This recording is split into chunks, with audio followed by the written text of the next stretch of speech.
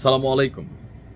খবরটা অনেকটা উদ্বেগজনক। আমি মনে করি এটা খুবই উদ্বেগজনক বাংলাদেশের জন্য বর্তমান প্রেক্ষাপটে।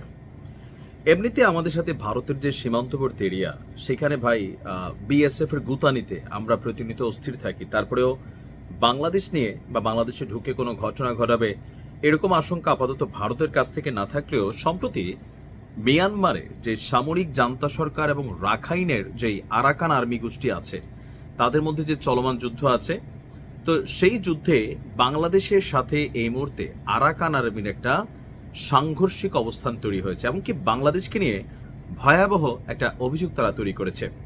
আর এইটার এগেনস্টে এমনিতে সীমান্তবর্তী এলাকা যেগুলো আমাদের গুমধুম সহ বিভিন্ন এলাকা আছে, সেখানে প্রতিনিয়ত আরাকান আর্মি এবং ওই যুদ্ধের টিয়ার শেল, মর্টার শেল, গোলা, কখনো গুলি, এগুলো কিন্তু বাংলাদেশে আসে।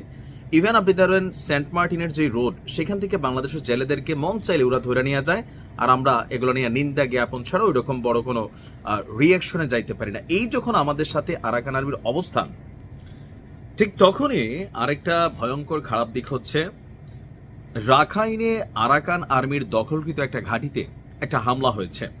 আর ওই হামলার পেছনে বাংলাদেশের কিছু কর্মকর্তাদের মদত ইস্যুতে আপনার বক্তব্য দিয়েছে মিয়ানমারের বিদ্রোহী গোষ্ঠীটি, যে বাংলাদেশের এখানে মদত ছিল কিছু কর্মকর্তার। আরাকান আর্মির commander in chief major general Tun Myat Naing the ইরাবতীকে দেওয়া এক সাক্ষাৎকারে এই দাবি করেছেন। সাক্ষাৎকারে তার বক্তব্য, গত 18 সেপ্টেম্বর রাতে আরাকান রোহিঙ্গা সালভেশন আর্মি বা আরসা এবং রোহিঙ্গা সলিডারিটি অর্গানাইজেশন RSO, এই দুই টিমের যোদ্ধারা উত্তর রাখাইন রাজ্যের মংডু টাউনশিপ ঘাঁটিতে আক্রমণ শুরু করে।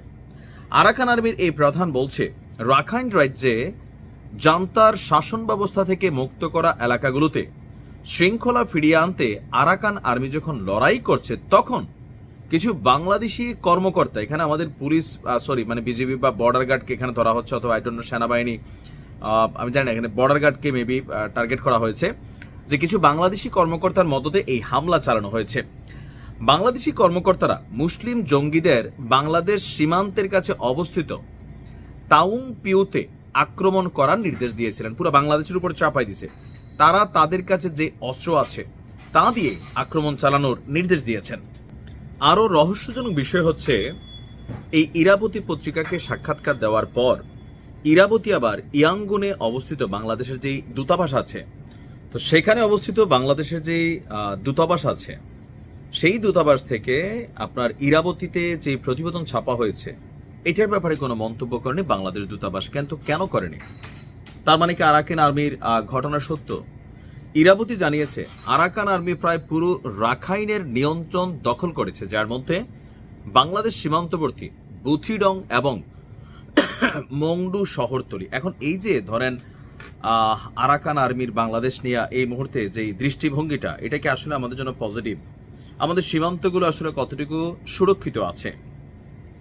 এক আরাকান আর্মি সামরিক জান্তা সরকারকে যেভাবে নাকানি চুবানি খাওয়াচ্ছে, বা গেল কয়েকদিন যাবৎ বাংলাদেশের গুলি ঢুকছে, আহত হয়েছে, পা হারাইছে, মারা গেছেও, কিন্তু আমরা পাল্টা কি লোমটা ছিটছি ওদের।